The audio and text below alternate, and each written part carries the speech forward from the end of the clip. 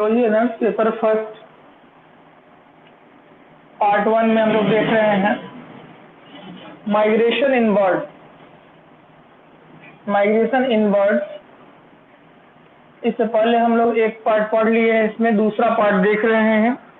ठीक है, आज का जो बेसिस है हेडिंग, उसमें हम लोग देखेंगे migration is divide. Migration is also, मतलब मेन टाइप तो है नहीं, ऑल्सो डिवाइडेड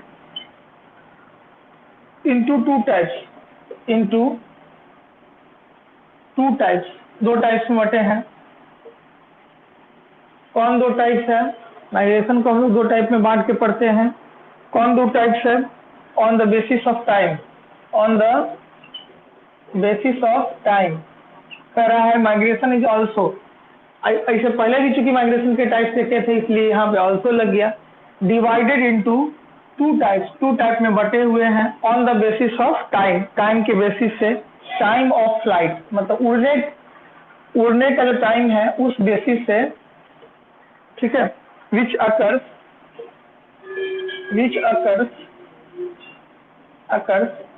ड्यूरिंग, जो देखने को मिलेगा, विच अकर्स ड्यूरिंग माइग्रेशन, जो आपको उड़ने के दौरान ही देखने को मिलेगा। पहला जो माइग्रेशन है उसका नाम है ड्यूडनल माइग्रेशन, ड्यूडनल माइग्रेशन, और दूसरा जो है उसका नाम है नॉक्टूर्नल migration.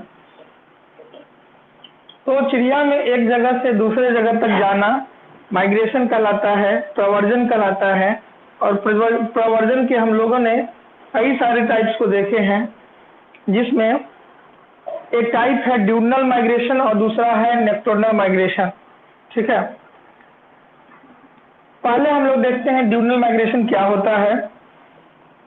Many large birds fly in day, बहुत सारी ऐसी चिड़िया है जो दिन के समय में उड़ती है। दीज आर, इसमें आपका घरेलू कौआ, घरेलू चिड़िया कौवा है, सैलोज चिड़िया सबका नाम है ये, रोबिन्स, बाज, इसके बाद क्रैंस, पिलिकन्स, ये जितनी भी चिड़िया है ये दिन के समय में माइग्रेशन करती है, इसीलिए इसको हम लोग ड्यूडनल माइग्रेशन के नाम से जानते हैं। दीज में stop to forage, stop to forage in suitable places या प्लेसेज, सुटेबल प्लेसेज मतलब अपनी जो रफ्तार है उसी रफ्तार से दिन के समय में ही उड़ जाने का काम करती है। इस माइग्रेशन को हम लोग ड्यूडनल माइग्रेशन के नाम से जानते हैं।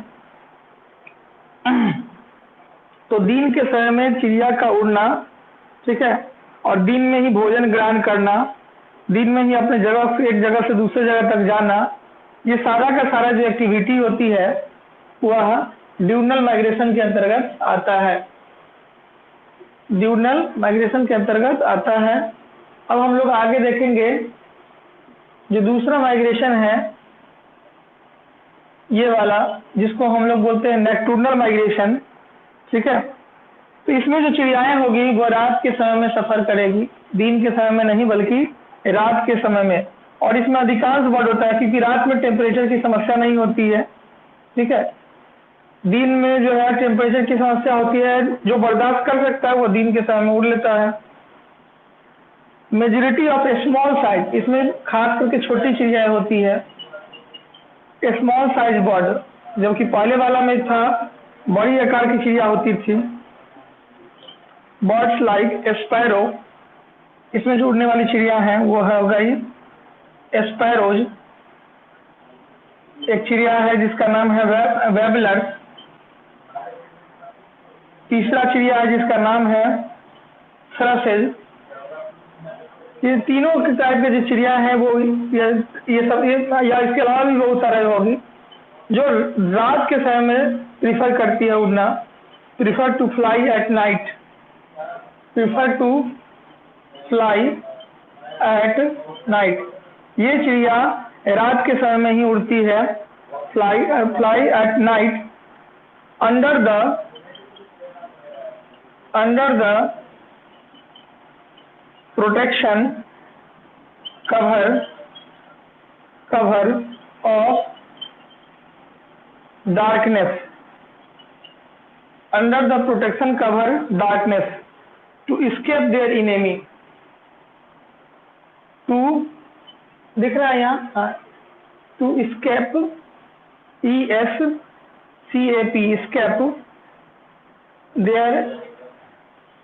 escape their enemies, शिकारियों से बचने के लिए ये रात के समय में, ठीक है, और feed and rest during day, और दिन के समय में बहुत सूती है और रात के समय में सफर करती है, ठीक है। खाना पीना सोना ये सब काम दिन का है, ठीक है। They feed and rest during day, तो दिन के समय में ये सोने का काम करती है और रात के समय में सफर करती है या उड़ने का काम करती है। तो इन सारी बातों पे हम लोग चर्चा कर लिए हैं। तो माइग्रेशन जिस बेसिस से हम लोग बांटे हैं वह है टाइम, किस टाइम में चिड़िया फ्लाइट करती है, उड़ती है, ठीक है। तो इस हिसाब से हम लोगों ने दो टाइप को देखे हैं, एक है ड्यूडनल माइग्रेशन और एक है नेक्टूर्नल माइग्रेशन। ड्यूडनल डी से दिन होता है इसलिए इसको ड्यूडनल याद रखिएगा, और एन से नाइट होता है इसलिए इसको नेक्टूर्नल याद रखिएगा। तो दिन के समय में जो चिड़ियाएं उड़ती है उसमें कौवा है, फैलो है, रोबिन्स है, वेक है, ठीक है, पिलिकन्स है। ये चिड़िया क्या करती है कि दिन के समय में उड़ती है और रात के समय में फीडिंग करती है, मतलब भोजन करती है, सोती है, रेस्ट करती है। लेकिन जो छोटी छोटी ये बड़ी आकार की चिड़िया होती है, लेकिन नाइट वाला जो चिड़िया होती है वो छोटी आकार की चिड़िया होती है। ये दिन में रेस्ट करती है क्योंकि इसका बॉडी छोटा है, टेम्परेचर भी ज़्यादा सहन नहीं कर सकता है। तो रात के समय में यह उड़ती है, दिन भर अपना फीडिंग और जो अपना रेस्ट वेस्ट करना हुआ दिन के समय में रेस्ट करती है, और रात के समय में सफ़र तय करती है, लंबी दूरी तक सफ़र तय करके एक जगह से दूसरी जगह तक जाने का काम करती है। तो ये सारी बातें आपको, हाँ, अब आगे हम लोग देखते हैं तो ये किस बेसिस से था। तो ये जो बेसिस था, ये बेसिस था कि टाइम ऑफ फ्लाइट जो है उड़ने के बेसिस से चिड़िया को आप कितने भागों में बांट के पढ़ते हैं, इस बेसिस हम लोगों ने देख लिए हैं। हो गया है तो मैसेज में यस कीजिएगा या ओके कीजिए।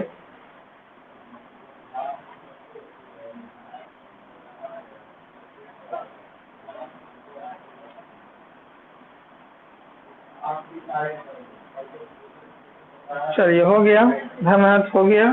संजना अभी नहीं हुआ है, अच्छा लिखिए संजना।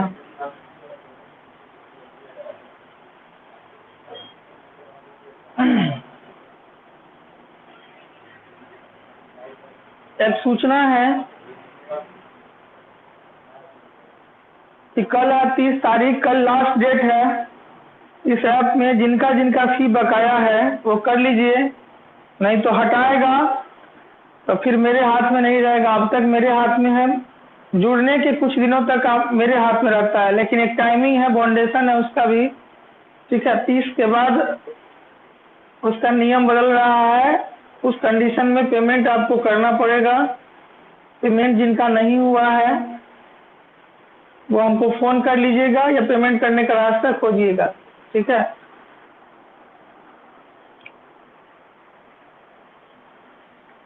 जिनका हुआ है उनका तो चढ़ा ही हुआ है उनके आईडी पर, ठीक है।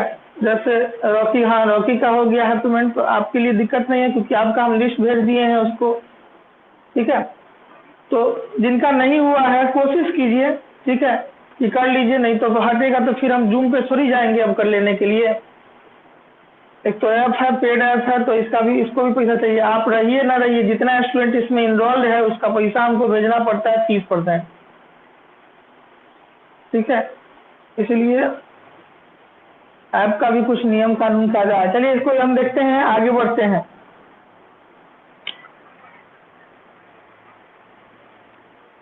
अब कह रहा है कि reasons of migration is categorize into 3 types. Migration को हम लोग रीजन के बेसिस से 3 भागों में क्लासिफाई करते हैं। चलिए मिटाते हैं इसको।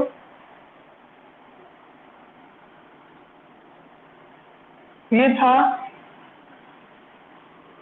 टाइम, किस टाइम में उड़ती है उस बेसिस से हम लोग इसको देखे हैं। अब जो आपको माइग्रेशन के टाइप देखना है उसमें है कैटेगराइज, मतलब on the basis of region, क्षेत्र के बेसिस से, on the basis of region, regions of migration, migration is categorized into 3 types, into 3 types। वो तो पहले जो देखे वो दिन और रात के हिसाब से था। अब जो आपको देख रहे हैं वो रीजन के बेसिस से। तो पहला है क्लाइमेटिक, क्लाइमेटिक रीजन होगा, मतलब क्लाइमेटिक माइग्रेशन। दूसरा जो होगा उसका नाम होगा एलिमेंटल माइग्रेशन, और तीसरा जो माइग्रेशन होगा जिसको हम लोग गेमेटिक माइग्रेशन कहते हैं। तो ये हो गया आपको रीजन के बेसिस से माइग्रेशन। अब एक एक करके देखते हैं। पहला क्या कहना चाह रहा है, it occurs in response to change, response to change in the, change in the climate, climate of the, climate of the environment, climate of the environment, north south migration, north south migration, मतलब उत्तर से दक्षिण की तरफ migration. North south migration का मतलब हो गया जो माइग्रेशन होगा वो उत्तर से दक्षिण की तरफ होगा माइग्रेशन। माइग्रेशन अब इसमें कौन कौन है, डक है, डक है एंड गीज, पानी में रहने वाली जो मछली बर्ड्स है, जैसे डक हो गया, गीज हो गया, इज गुड एग्जाम्पल। इसका सबसे अच्छा एग्जाम्पल है, example of climatic migration, climatic migration. तो इस तरह से हम लोग इसको देख लिए। दूसरा जो आपको देखना है वो है एलिमेंटल माइग्रेशन। तो एलिमेंटल माइग्रेशन क्या करता है, ठीक है, जब पानी कहीं पे कम पड़ जाए और तब चिड़िया को जगह बदलना पड़े तो उसी को एलिमेंटल माइग्रेशन कहते हैं। It occurs due to, it occurs due to shortage,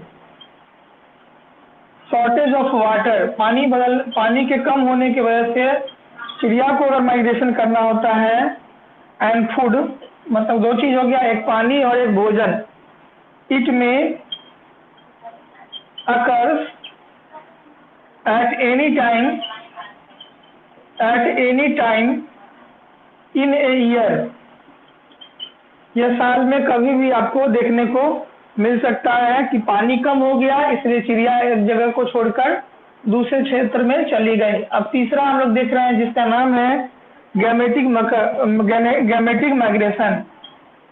it occurs in a need to occupy, need to occupy certain environmental, environment for successful completion of the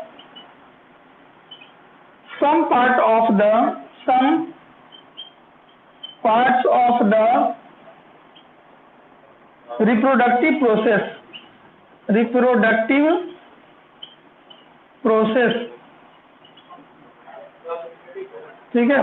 तो कह रहा है कि कुछ ऐसे भी चिड़िया हैं, ठीक है, जो कुछ खास इन्वायरमेंट में मेजोरिटी मतलब बहुत सारी चिड़िया ऐसी है जो अपने रिप्रोडक्शन के प्रोसेस को पूरा करने के लिए जगह बदल लेती है। तो ये चीजें हैं, ठीक है। तो इस तरह के माइग्रेशन भी कई बार देखने को मिलता है।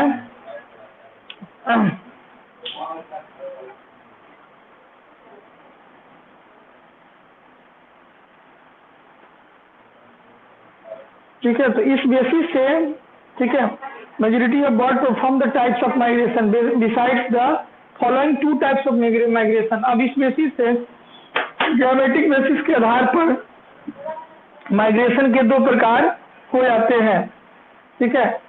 Majority of bird perform this type of migration, बहुत सारी चिड़िया ऐसी करती है। Majority of birds perform this type of migration,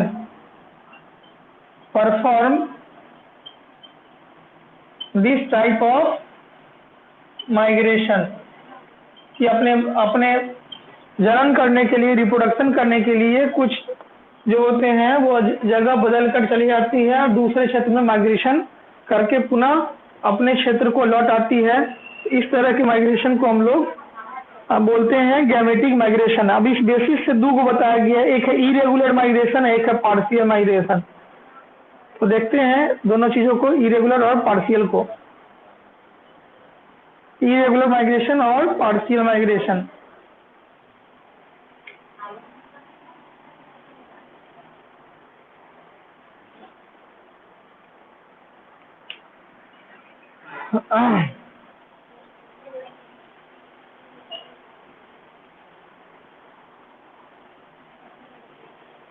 ठीक है, तो तीन टाइप हो गया किस बेसिस से, रीजन के बेसिस से। एक हो गया क्लाइमेटिक माइग्रेशन, जिसमें नॉर्थ से साउथ की तरफ माइग्रेशन होगा। इसमें जो चिड़िया है उसमें डक्स है, गीज है, ये बहुत बेहतर एग्जांपल है क्लाइमेट के हिसाब से जगह बदलना। दूसरा हो गया एलिमेंटल माइग्रेशन। इस माइग्रेशन में जब किसी क्षेत्र की पानी समाप्त हो जाती है तब चिड़ियाएं जगह बदलती है, तो इसको बोलते हैं एलिमेंटल माइग्रेशन। और तीसरा हो गया गैमेटिक माइग्रेशन।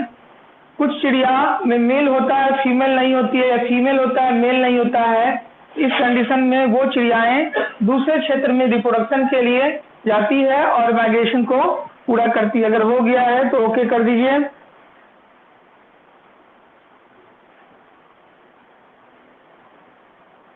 ठीक है, यस, ओके। चलिए अब आगे बढ़ते हैं नेक्स्ट टाइप वाले पे।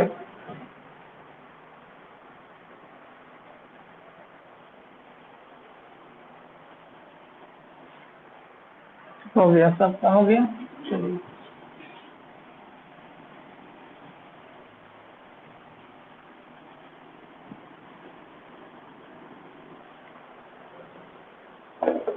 अब आगे आपको देखना है कि इसी के बेसिस से besides the following two types of migration, मतलब गैमेटिक के आधार पर दो तरह के माइग्रेशन बताया गया। Besides these following two types of migration,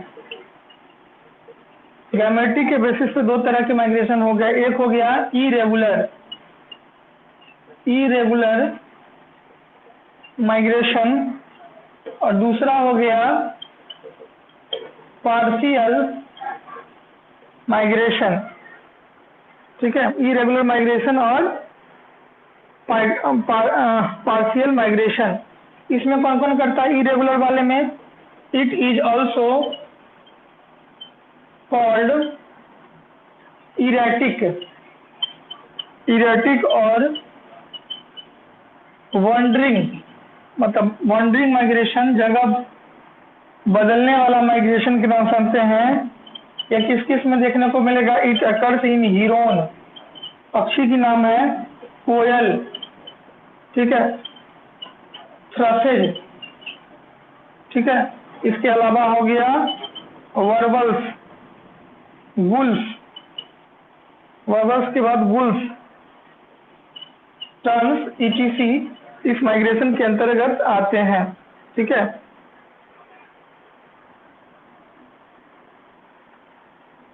तो इस कंडीशन में हम कई चिड़ियाएं जगह बदल लेती हैं।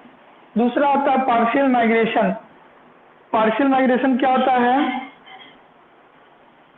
पार्शियल का मतलब होता है आधा अधूरा। तो कहता है when only some individual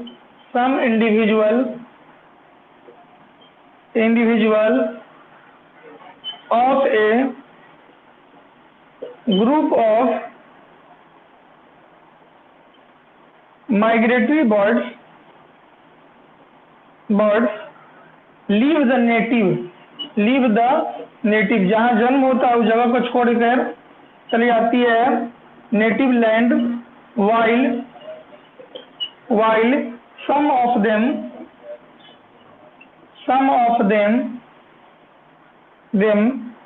always remains present at their breeding place,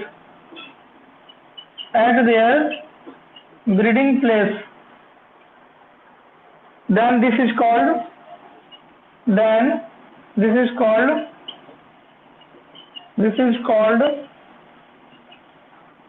partial migration।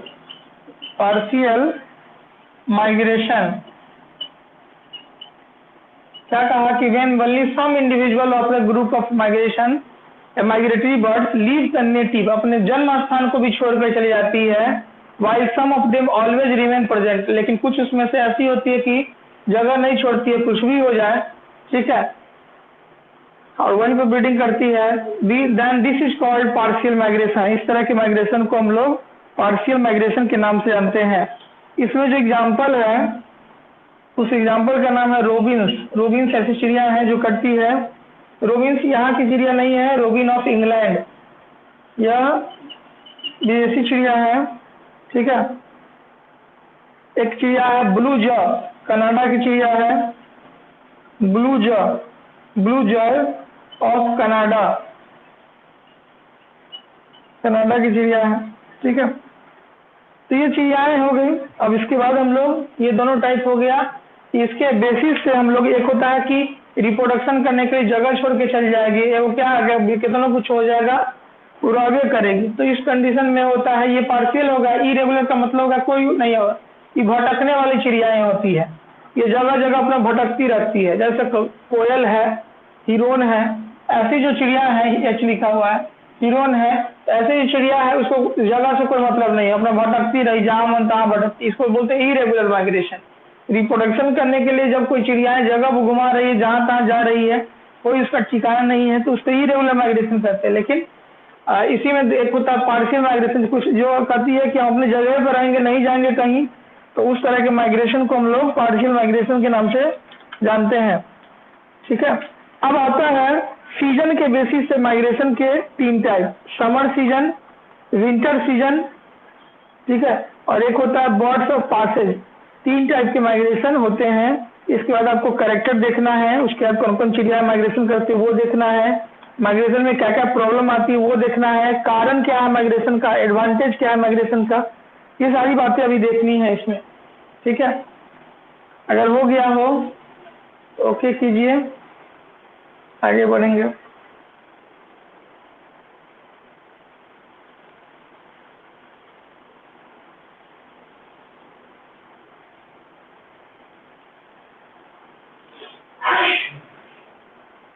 हो गया तो मैसेज कीजिएगा।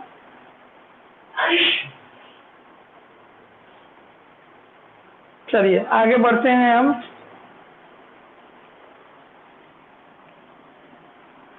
हाँ,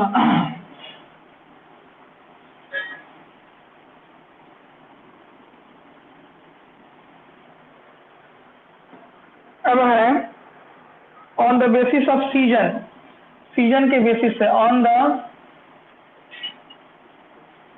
बेसिस ऑफ सीजन, सीजन के बेसिस से during which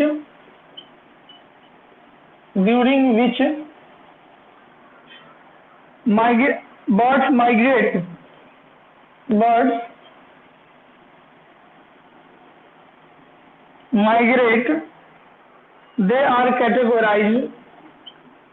they are categorized into following types इसको फॉलोइंग टाइप्स में बांट के पढ़ते हैं। पहला हो गया समर विजिटर्स, गर्मी के दिनों में ही विजिट करने के लिए आती है। दूसरा जो है वो है विंटर विजिटर्स, विंटर मतलब ठंडा में, winter visitors.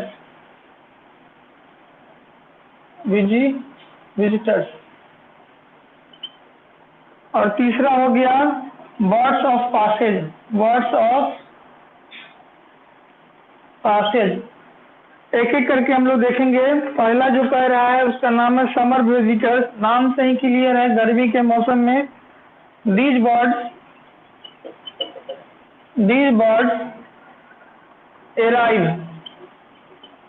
arrive in spring, ठीक है, फ्रॉम द स्प्रिंग मौसम बसंत ऋतु में, south to breed and leave for the south in autumn मौसम का है, सीजन है। तो कह रहा है कि these birds arrived in spring from the south, ठीक है, यह चिड़ियाएं जो है साउथ से अपने यहाँ आती है, to breed and leave for the south in autumn, और ऑटमन सीजन में वापस चली जाती है। इसमें कौन कौन आता है? दुनिया की सबसे तेज उड़ने वाली पक्षियां जिसका नाम है स्विफ्ट, ठीक है। इसके बाद हो गया सैलोज, ठीक है। इसके अलावा हो गया नाइटिंगल्स, चकोर पक्षी जिसको कहते हैं। चंद्रमा के याद में पूर्णिमा के इंतजार में अपने एक बार भी पलक नहीं झपकाती है पक्षियां, और चकोर की तरह चंद्रमा को देखती रहती है कि कब पूर्णिमा का रात आएगा। इसीलिए कभी कभी लोग कहता है कि चकोर की तरह किसका राह देख रहे हो, ठीक है। तो ये इसी पक्षी के बारे में कहा जाता है, नाइटिंगल के बारे में, ठीक है। दूसरा होता है विंटर विजिटर्स की बात करें तो विंटर मतलब समझ करते हैं, और विजिटर्स मतलब इसको मिलन का जब आना होगा वह विंटर सीजन होगा। देख लेंगे। These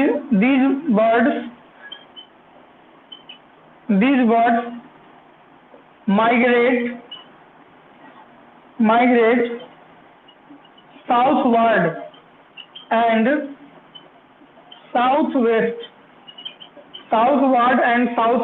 in winter and go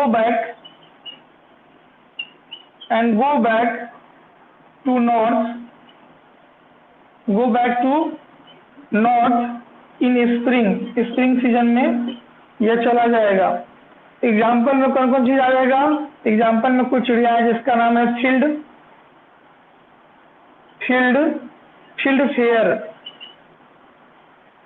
field fair.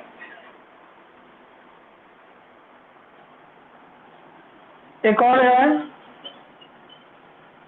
Snow bunting.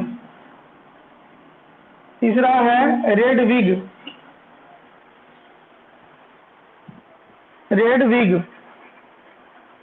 आवाज सबको प्रॉपर मिल रही है ना?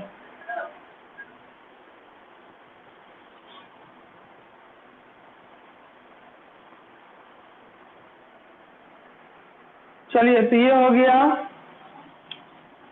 2 हो गया विंटर, और तीसरा आता है जिसको हम लोग देखेंगे birds of passage. Some birds, कुछ चिड़िया ऐसी होती है, some birds are seen for a short time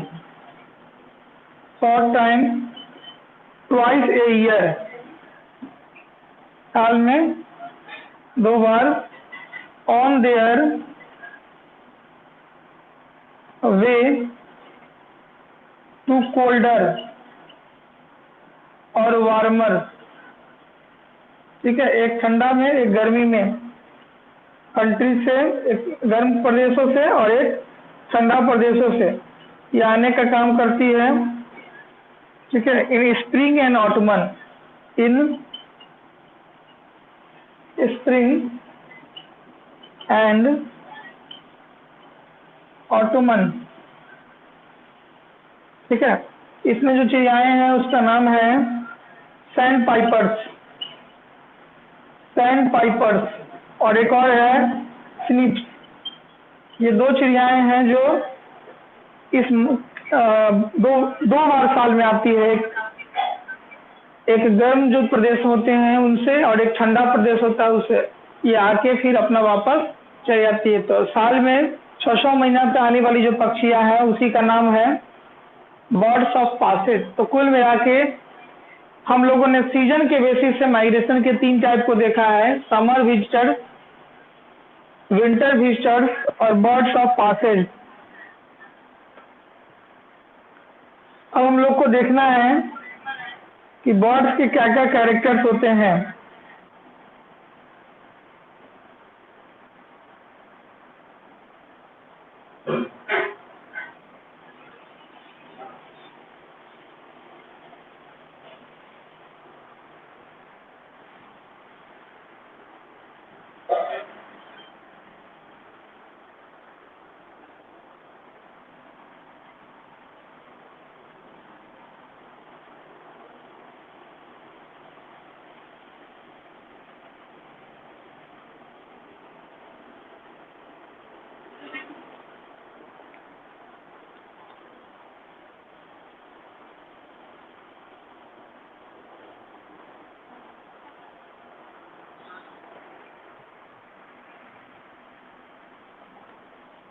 हो गया? ओके,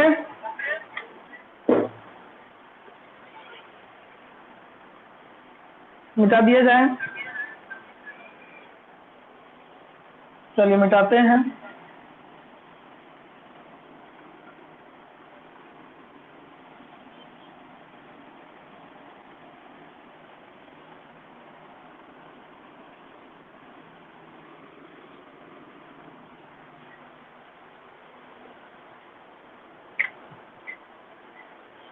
अब देखना है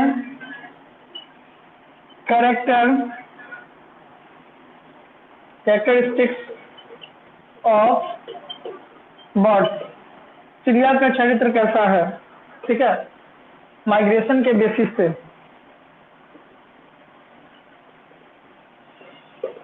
ठीक है, कैरेक्टरिस्टिक्स ऑफ बर्ड्स माइग्रेशन। कुछ बर्ड्स है जैसे एक किंग फिशर, चिड़िया का नाम है स्विफ्ट, चिड़िया का नाम है वेक, चिड़िया का नाम है। ये ट्रेवल करती है सेपरेट ग्रुप में, किसी दूसरे चिड़िया के साथ कभी भी साथ मिलकर नहीं उड़ती है। जब भी उसको उड़ना होता है, ठीक है, वह अपने सेपरेट ग्रुप में उड़ती है। कौन कौन चिड़िया? किंग फिशर, जिसका मालिक विजय माल्या भाग गया, किंग फिशर चिड़िया के नाम पे ही रखा गया है, वो हो गया। स्विफ्ट हो गया, बाज हो गया, यह सेपरेट ग्रुप में ट्रेवल करती है, ठीक है। इसके अलावा ब्लू बर्ड, टर्की, ये सब भी इसका एक कुछ चिड़िया हैं जो ऐसा कर सकती है। सॉरी, सैलो, ब्लू बर्ड और टर्की, ये सब सैलो, ये सब मिक्स फॉर्म में करती है, मतलब मिला जुला हुआ फॉर्म में करती है, वो अलग अलग करती है। These one generally accompany the female, the property is called segregation of during migration। मतलब माइग्रेशन के दौरान में यह बाकी चिड़ियों के साथ दूरी बना के रखती है।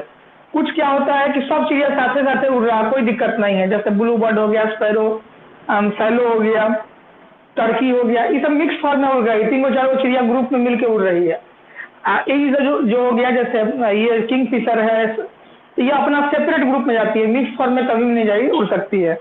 तो ये कैरेक्टर हम लोग देखने को मिलता है। तो सबसे पहला कैरेक्टर लिखने हैं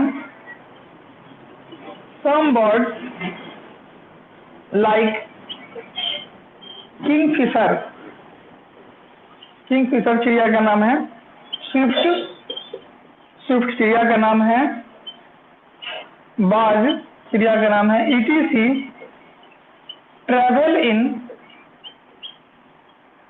separate group, separate group while other like swallows, bluebirds,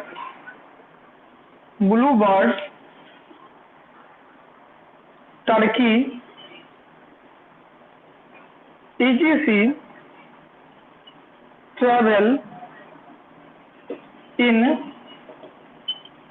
mixed group,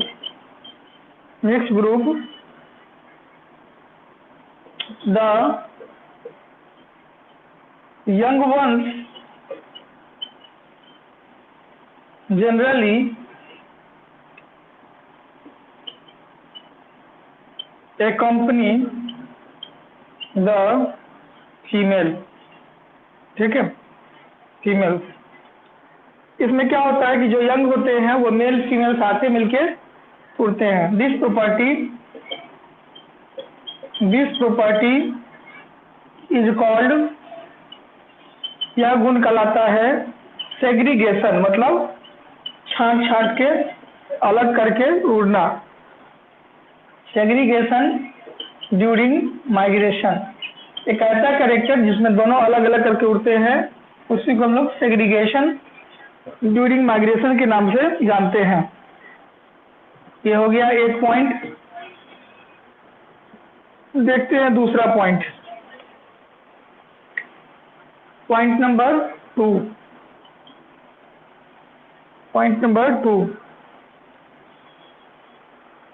several species of migratory birds show a striking regularity year after year, साले साल, in their timing of arrival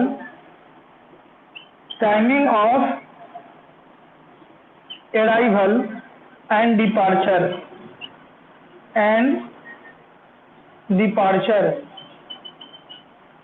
this is called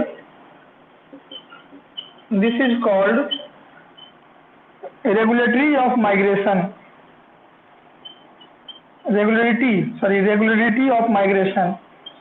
regularity of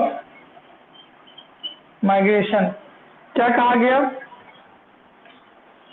कह रहा कि several species of migratory bird, मतलब प्रवर्जन करने वाले, जगह बदलने वाले बहुत सारी ऐसी चिड़िया है। सो ए स्ट्राइकिंग रेगुलरिटी, ठीक है, एक खास टाइम पे स्ट्राइक करती है, पहुंचती है साल में, और उसी खास टाइमिंग पर फिर चली भी जाती है। इस तरह की चीजों को रेगुलरिटी ऑफ माइग्रेशन कहते हैं। जैसे कश्मीरी साल बेचने वाला को देखते रहिएगा, एक खास टाइम में आपको रिक्शा लेके घूमते हुए दिखेगा, और फिर वो सीजन खत्म होगा, फिर वो गायब, ठीक है। तो खास सीजन पे आना और खास सीजन पे निकल जाना, उसी तरह की ये चिड़िया भी होती है, जो खास सीजन पे तो अपने यहाँ आती है और खास सीजन पे भी फिर निकल जाती है। उसका आने का टाइम मतलब अराइवल, जाने का टाइम मतलब डिपार्चर, ठीक है। आने का टाइम भी फिक्स होता है, जाने का भी टाइम फिक्स होता है, साल में कब आएगी और कब जाएगी। इस तरह की चीजों को रेगुलेटरी ऑफ माइग्रेशन कहते हैं, जो हर साल ऐसी प्रक्रिया को करती रहती है,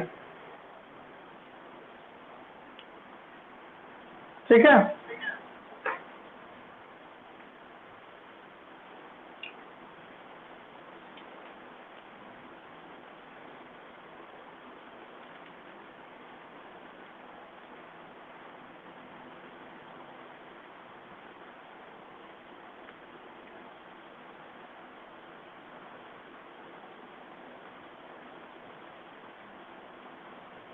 हो गया?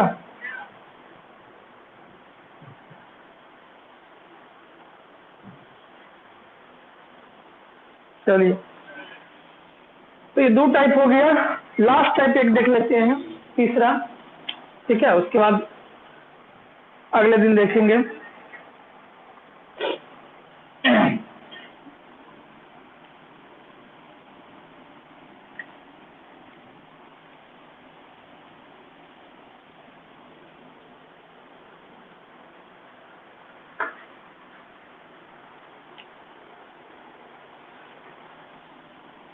तीसरा पॉइंट, ड्यूरिंग माइग्रेशन के दौरान adults are followed by young ones. ठीक है, माइग्रेशन के दौरान एक एडल्ट फॉलो करता है दूसरे यंग वन का। It is due to ripe gonad in the adult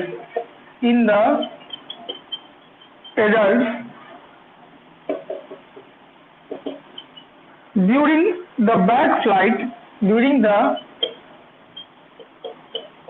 flight the order is reversed. This sequence is followed strictly and is called order of migration.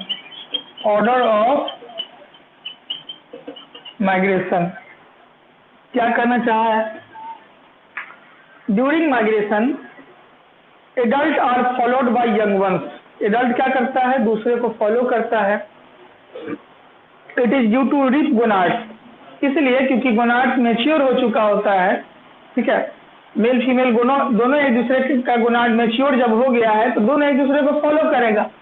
During the back flight, जब वह back flight करती है, order to reserve these sequence is followed by strictly. तब एक adult दूसरे adult को follow करते हुए स्ट्रिक्टली जो है दोनों साथ हो लेते हैं और इस तरह के भी माइग्रेशन कई बार करते हैं। तो मेल फीमेल का साथ हो जाना, फीमेल मेल के साथ हो जाना, तो ऐसे कंडीशन में तो हम लोग बोलते हैं, क्या बोलते हैं? Order of migration. ठीक है, तो ये टाइप हो गए। अब इसमें और टाइप भी बचे हुए हैं। ठीक है, पॉइंट इसमें टोटल मिला के 7 पॉइंट है, जिसमें से हम लोग 3 देखे हैं। इसके बाद problem of migration, cause of migration, advantage of migration, ये बचा हुआ है। प्रॉब्लम, काउज और एडवांटेज, तो इसको अगले दिन के क्लास में करेंगे। एक दिन का क्लास और रह गया है। ठीक है, इसमें तो ये पार्ट एक सेट पहले कल वाला चला था, आज एक दूसरा चला है और तीसरा आज हो गया, मतलब तीसरा कल होगा। तो इस तरह से पूरा आपका ग्रुप समाप्त हो जाएगा। माइग्रेशन ऑफ बर्ड इंपॉर्टेंट है। आप अगर इतना नहीं लिख पाइएगा कभी एग्जाम में माई द वे, तो पॉइंट को जरूर डाल दीजिएगा। एक आध को पॉइंट कम बेस भी रहेगा, चलेगा, लेकिन आपको पॉइंट लिखना है। ठीक है, हम लिखा दिए ताकि समझने के में आपको दिक्कत नहीं होगा क्या होता है ये। ठीक है, आप चाहे तो उसमें पॉइंट बना के लिख सकते हैं, 1-2 लाइन भी लिख सकते हैं, जैसा सुविधा आपको मिलेगा, टाइम मिलेगा, उस हिसाब से आपको प्रिपरेशन करना है। अभी एक बार आप अच्छा से पढ़ लीजिए। लास्ट टाइम में हम लोग एक बार रिवाइज करेंगे इंपॉर्टेंट प्रश्नों को। ठीक है, लिखा हुआ रहेगा तो बेनिफिट भी रहेगा और आधा से ऊपर समझे हुए रहिएगा। इस क्वेश्चन को रटने की जरूरत नहीं है, केवल आप समझते अगर जाइएगा तो आपको लिखने में झंझट नहीं होगी। अगर ये कोशिश कीजिएगा कि रट लेते इसको तो भूल जाइएगा। ग्रेजुएशन के परीक्षा में कभी भी आपको रटना नहीं है, आपको बात बनाना सीखना है। कैसे आप बात बना सकते हैं, कैसे शब्द को बढ़ा सकते हैं, ये मायने रखता है। ठीक है, मायने ही नहीं रखता है कि हम बैठ के रट लेंगे। 11-12 है नहीं, जो छोटा क्वेश्चन है इसको रट लीजिएगा। 11th क्वेश्चन मैथ क्वेश्चन में एक टॉपिक एक दिन में कंप्लीट भी जाता है। इसमें देख रहे हैं कि एक टॉपिक को समाप्त होने में 3 दिन लग जाता है, चाहे ऑफलाइन पढ़ रहे हैं चाहे वो ऑनलाइन पढ़ रहे हैं। तो ऐसे कंडीशन में आपको इस तरह से करना होगा। क्लास में रेगुलर रहिए। जो लोग नहीं है, जैसे रागिनी की दोस्त अर्चना नहीं है, ठीक है, कंचन की दोस्त अभी आरती शायद नहीं है, ठीक है, हम देखे नहीं है लेकिन आरती नहीं है होगी। तो जो लोग नहीं है कोशिश कीजिए कि अब अल्टरनेट वे में आ रहे हैं, है तो 21 को, उसमें से 1-2 को खाली नहीं करता है, लेकिन बाकी सब अल्टरनेट वे में पढ़ रहा है।